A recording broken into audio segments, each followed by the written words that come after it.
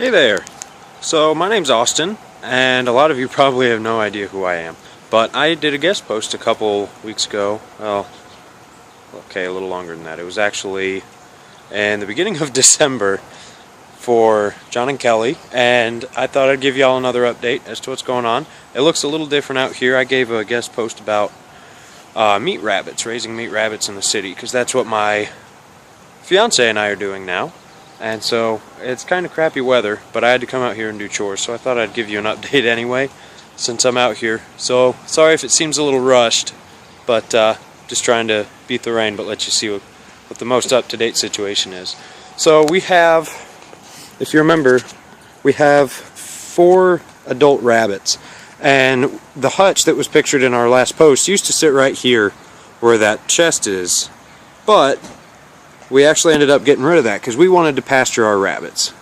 We wanted them to have access to healthy grass and be able to do that at will, because you get a little bit better quality meat, I think, out of pasture-raised livestock. And we believe in trying to do things the way God intended. So God made rabbits to eat grass and not so much protein pellets. We still supplement, but that's a whole other discussion. But yes, we feed pellets too, as you'll see. But this little trailer right here is where 2 of our 2 champagne does and their kits are. As you can see, she's down there. She's eating some pellets right now as we speak. We've got 2 trays in there because she gets forced away from the main one that's inside the box here, because the kits are kind of starting to wean themselves. They still suckle. They're about 5 weeks old now, and they can technically be weaned, but normally you want to try and wait to do that for the best results, I hear, until 8 weeks that they've been with mom. And these are our first litters that have made it this far. We had 3 litters born at the beginning of December, so about the time that I wrote my last post for John and Kelly, but they all died due to the cold, which was unfortunate, but that's something you got to get used to when you raise livestock. They don't all make it. But so this one is not in the best of condition. I apologize, because the rain's kind of been getting into it, but we cover it with plastic tarp, so I'll just need to do a better job folding it. But you can see mom coming in here, and in case you can't tell, those are 3 of her kits. Georgia had 6 of them. So, but they are starting to eat pellets and graze by themselves, which we didn't expect, but that's a good sign. It means that they're able to learn from mom and do what she's doing, and their digestive systems are developing naturally. So over here, it's a little bit better box, but you can see these have space, and we just have our boxes with food in there. And the water, we're going to set up an actual watering system, so there's a hose that runs through the wall and into the individual bottles that you see down here. So that way when it's raining as much as it has been the last 2 days here in Iowa, it auto-fills itself. And you can't really see too well with this tractor, but with this one, they've both got wheels on a simple axle, and so the idea for that is being able to move them and pasture rotate them, because that gives them access to new grass, it avoids disease, and all of these things. So there's our buck. He's Fabio. He's quite a fun one.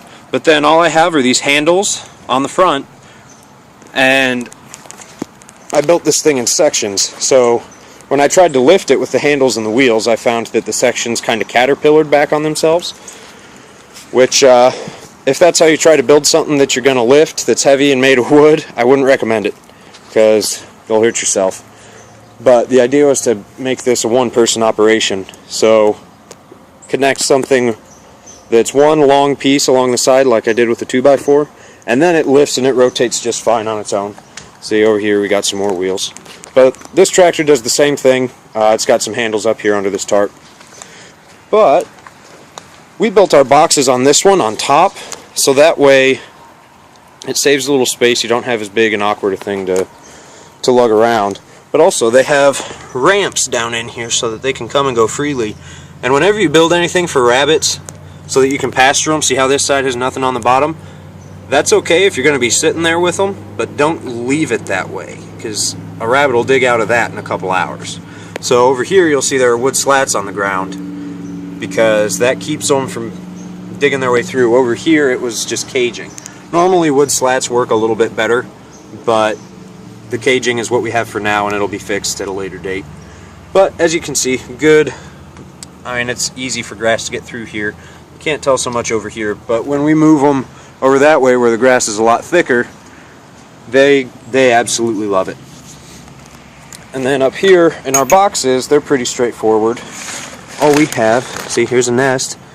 Appa just had her first litter ever, so she kindled about a week ago, and her babes are just down in that little nest down there, that little black fur ball that you may or may not be able to see.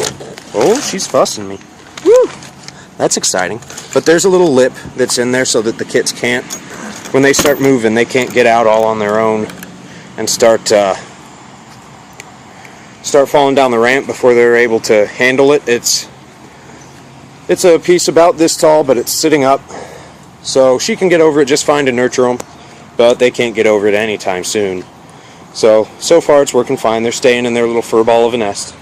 And then this half it'll be completed later, because this tractor is just supposed to be for weaned babies, so there's a separate place for them. So when they're old enough, I'll have this side finished within the next month, and then we'll move the moms over here when it's time. Well, we'll separate them, because you don't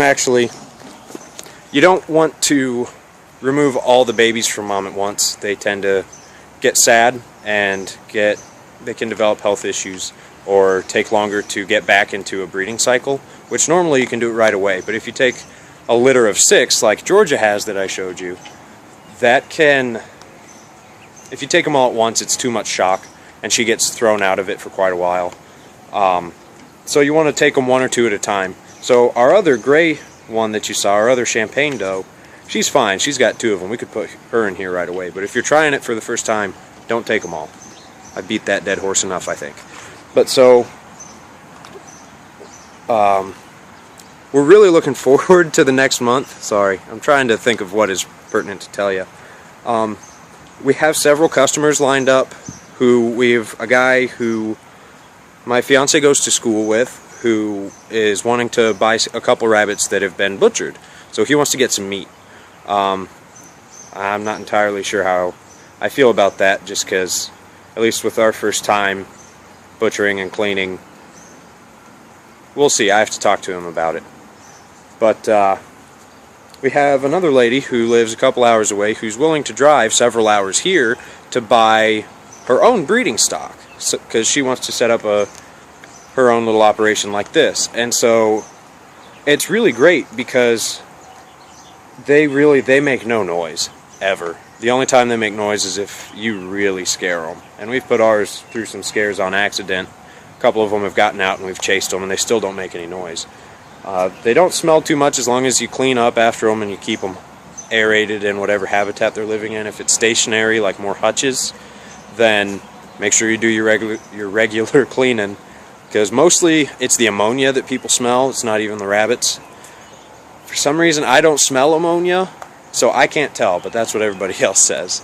That's another story for another day.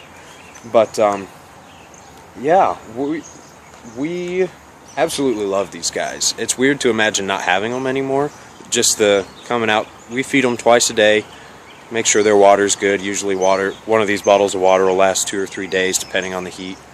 But outside of this, we've got, I'm working on building an aquaponics system.